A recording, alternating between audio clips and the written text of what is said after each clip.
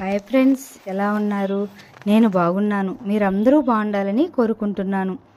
ఇప్పుడు కథలోకి వెళ్దాం. చదువుతున్నది శోభారెడ్డి. ఆయన వచ్చేసరికి ఆవిడ ప్రాణం పోయింది. 10వ రోజు తర్వాత నిశాంత తండ్రితో హైదరాబాద్ వచ్చేసింది. హైదరాబాద్ వచ్చేయాలని, తండ్రి దగ్గరే ఉండిపోవాలని ఎన్నాళ్ళ నుండో ఎదురు చూసింది. వస్తానని గొడవ చేసి ఏడ్చి మంకుపట్టు పట్టి మారాన్ చేసింది. తీరా ఇక్కడికి వచ్చిన తర్వాత ఈ వాతావరణం ఏమీ బాగలేదు. సవతి తల్లి రాధమ్మ పరమగయ్యాలి. అప్పటికే ఆవిడికి 2 పిల్లలు.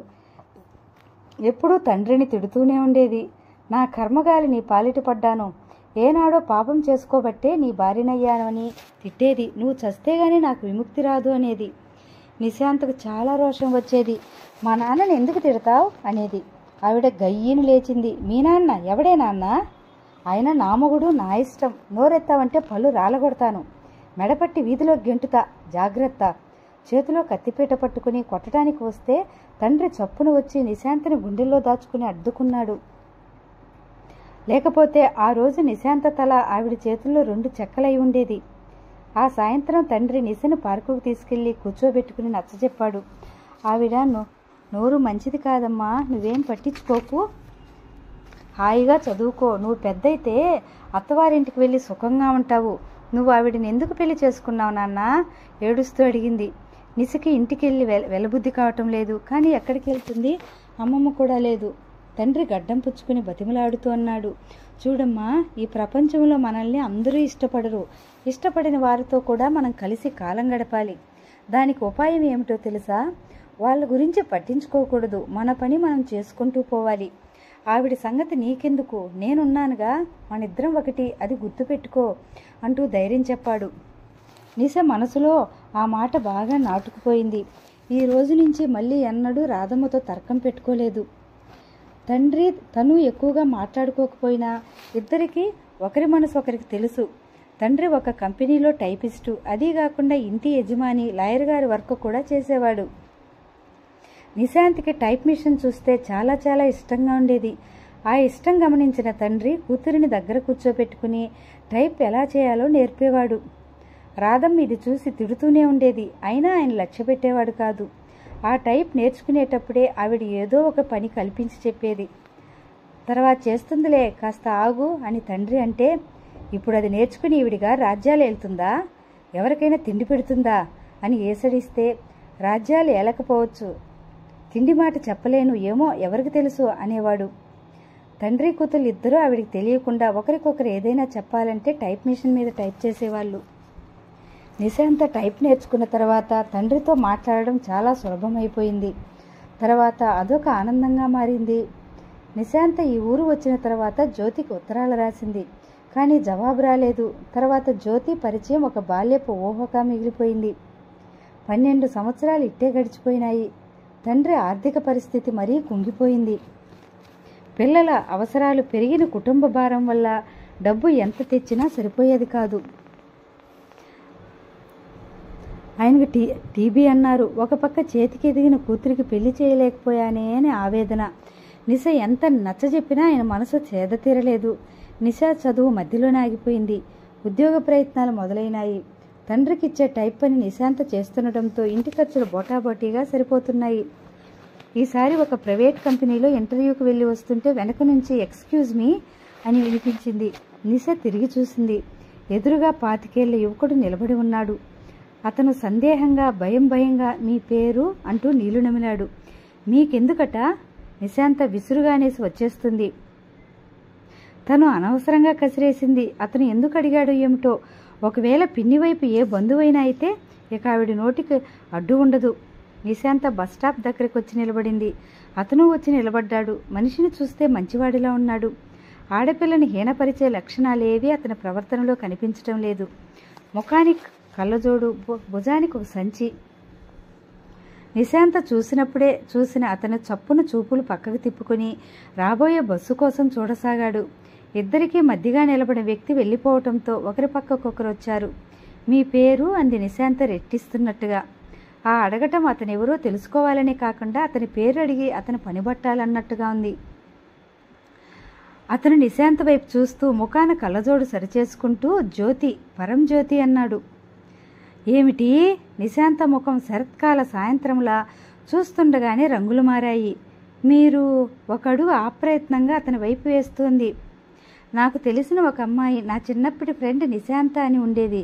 మిమ్మల్ని చూస్తే నాకు ఆమె గుర్తుకొచ్చింది. మీ పోలికలు. అతను నసుకుతుంటే నిశాంత దగ్గరికి వెళ్ళింది. జ్యోతి, నువ్వా? నేను అసలు గుర్తుపట్టలేకపోయాను సుమా. ఎవరో అనుకున్నాను నేను. నిశాంతనే అంది గబగబా. మై గాడ్, నిజంగానా అన్నాడతను. అదే మాట నిన్ను చూసి నేను అనుకుంటున్నాను అంది ఆనందంగా. ఎన్నాళ్ళయింది చూసి. నీ ముఖంలో పోలికలు నాకు ధైర్యం ఇచ్చాయి అన్నాడతను. ఎన్నేళ్ళయింది అను అంది. నిజమే. ఏమిటి విశేషాలు? ఎలా ఉన్నారంతా? మీ అమ్మమ్మ పోయిందని తాతయ్య వ్రాశారు ఒకసారి. అవును జ్యోతి. ఇప్పుడు ఎక్కడ ఉండటం? మా నాన్న దగ్గరే. ఏమిటి, నీకు నాన్న ఉన్నాడా? ఆశ్చర్యంగా అడిగాడు. నాన్న ఒక్కడే కాదు, రాధమ్మ పిన్ని. ఆవిడెవరు? మా సవతి తల్లి. ఆవిడ పిల్లలు అందరూ ఉన్నారు. ఇద్దరూ కబుర్లలో పడి 2 బస్సులు వచ్చి వెళ్ళినా గమనించలేదు. నిశాంత, జ్యోతి ఇద్దరూ దగ్గరలో ఉన్న గార్డెన్ రెస్టారెంట్కి వెళ్ళి కాఫీ తాగారు. గడిచిన సంవత్సరాల విశేషాలన్నీ చెప్పుకున్నారు. అతని తండ్రి తల్లి ఫారిన్లో తమ్ముడి దగ్గర ఉన్నారట. అతను చదువు హార్టికల్చర్ మధ్యలో వదిలేశాడు. జీవితంలో ఇంకా సెటిల్ కాలేదు. దేశమంతా ఇప్పటికి 4-5 సార్లు చుట్టి పెట్టేశాడట. హిమాలయాల దగ్గరకు ఎప్పుడూ పర్వతారోహణ బృందంతో కలిసి వెళ్తుంటాడు. నిశాంత నవ్వింది. అయితే ఈ ఎత్తులు ఎక్కే పిచ్చి నీకింకా వదలలేదన్నమాట అంది. బహుశా ఆ పిచ్చే నాకు ఈ ట్రెక్కింగ్ పట్ల ఇష్టానికి మొదటి మెట్టు అనుకుంటాను. హైట్స్ ఎందుకో నన్ను అమితంగా ఆకర్షించాయి. ట్రెక్కింగ్కి వెళ్ళేటప్పుడు మంచు కొండల మధ్య గుడారం వేసుకుని నిశ్శబ్దంగా, ఒంటరిగా, భయానకంగా మనిషిని చూపించే హిమాలయాలు చూస్తుంటే ఆ అనుభవం నాకు చాలా అపురూపంగా అనిపిస్తుంటుంది నిశా. ఒక్కసారైనా సరే నిన్ను నేను చచ్చిపోయే లోపల ఏదైనా ఒక పర్వతారోహణ బృందంలో చేర్చి తీసుకెళ్తాను. నన్నా? బాప్రే, నా జన్మలో రానుగాక రాను. నిశాంత నవ్వింది. ఆ రోజు ఇంటి పైకప్పు మీద నుంచి జారిపడేటప్పుడు భూమి ఆకాశం గిరగిరా తిరిగిపోయిన అనుభవం జన్మలో మర్చిపోలేదు. అలా అనుకో. ఆ అనుభవం అందరికీ కోరుకుంటే రాదు అన్నాడతను. నిశాంత్ అతన్ని ఇంటికి తీసుకొచ్చింది. తండ్రికి పరిచయం చేసింది.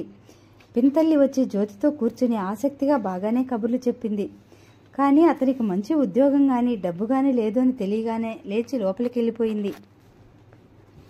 జ్యోతి నిశాంత్ తండ్రిని ఎక్కడైనా హాస్పిటల్లో చేర్పించడానికి ప్రయత్నాలు చేయాలని అన్నాడు. ఆయన దండం పెట్టేశాడు. అలాంటివేం వద్దు బాబు. ఇప్పటి వరకు మాకున్న అప్పులు చాలు. మాకు శక్తి లేదు. నా ప్రాణం ప్రశాంతంగా ఇంట్లో పోతే చాలు. అదే దేవుడికి దండం పెట్టుకుంటున్నాను.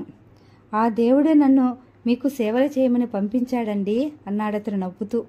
నిశాంత ఒకటి బాగా గమనించింది. జ్యోతి నవ్వు ఎంత హాయిగానూ ఉంది. ఆ నవ్వులో అతని నిర్మలమైన అంతర్యం గోచరిస్తోంది. ఆంతర్యాన్ని మలినపరిచి అసలు స్వరూపం తెలియనీయకుండా ఈర్ష్యలు, అవమానాలు, ద్వేషాలు తారట్లాడే వాటి క్రీనీడలు ఎక్కడా లేవు. అంత హాయిగా చాలా కొద్దిమందే నవ్వగలుగుతారేమో. జ్యోతి మర్నాడు వస్తానని చెప్పి వెళ్ళాడు. వెళుతూ గుమ్మం బయట నిశాంతతో, నిశా, మన పరిచయం మధ్యలో ఎందుకో ట్రాక్ పోయింది. ఇక పోనీయొద్దు మనం అన్నాడు. నా ఉద్దేశం కూడా అదే. నిన్ను చూస్తుంటే నాకు ఆ పల్లెటూరు, ఆ పెంకుటిల్లు, దాని మీద నుంచి మనం చూసిన చెరువు గుర్తుకొస్తోంది అంది నిశ నవ్వుతూ. అతను వెళ్ళిపోయాడు. నిశాంత్కి ఇంతవరకు ఎప్పుడూ ఎరగనంత ఆనందంగా ఉంది. చిన్ననాటి స్నేహితుడు జ్యోతి కలిశాడు. ఇద్దరూ ఎన్నెన్నో కబుర్లు మనసు విప్పు చెప్పుకుంటున్నారు. తనకెంతో హాయిగా ఉంది. చెప్పలేనంత హాయి అది. నిశ లోపలికి వచ్చింది. తండ్రికి మందు ఇచ్చి టైప్ చేయడానికి టైప్ మిషన్ వైపు వెళ్ళింది. అక్కడ స్టూల్ ఖాళీగా ఉంది. నిశాంత కళ్ళతో చుట్టూ దానికోసం వెతికింది. ఎక్కడా కనిపించలేదు. పిన్ని కేక పెట్టింది. ఏమిటి? రాధమ్మ పిల్లవాడికి పాలు ఆరబెడుతూ వచ్చింది. టైప్ మిషన్ ఏది? లేదు. ఏమైంది? అమ్మేశాను. ఏమిటి? నిశా చప్పున ఆవిడ చేయి పట్టుకుంది. మంచం మీద నుంచి తండ్రి కేక పెట్టాడు. అమ్మా నిశా, ఇలారా, నా మాట విను. అతను గొంతు ఏడుపుతో వణుకుతోంది. నిశ తండ్రి మాట లక్ష్యపెట్టలేదు. ఏమన్నావు? అమ్మేశావా? అవును, అమ్మేశాను. నువ్వు ఎవరిని అడిగి చేశావు ఈ పని? నిశాంత్కి ఆవేశం వచ్చేసింది. చెయ్యెత్తి కొట్టబోతుంటే అవతలకు తోసింది. ఖబర్దార్, ఒళ్ళు దగ్గర పెట్టుకో. ఎవరి మీద చేయెత్తుతున్నావే నువ్వు? టైప్ మిషన్ అమ్మేశాను. అది నా మొగుడిది, నా ఇష్టం. నా కొడుక్కి స్కూల్లో ఎక్స్కర్షన్కు వెళ్ళటానికి డబ్బు కావాలట. నా దగ్గర లేదు. ఈ ఇంట్లో ఓడుతున్న దరిద్రం బయట స్కూల్లో కూడా తెలియాలా ఏమిటి? అమ్మా నిశా, ఇలా రా. తండ్రి అప్పటికే తూలుకుంటూ లేచి వచ్చి కూతురు చేయి పట్టుకున్నాడు. అమ్మా, నాకంటే నీకు ఆ టైప్ మిషన్ ముఖ్యమా చెప్పు? గుండెల మీద చేయి వేసుకుంటూ అడిగాడు. నిశాంత ఆయన వైపు చూసింది. బక్క చిక్కి ఎముకలు గూడులా ఉన్నాడు. కాస్త ఉద్రేకం ఆయన తట్టుకునే స్థితిలో లేడు. నిశాంత మెల్లగా ఆవేశం దిగమింగింది.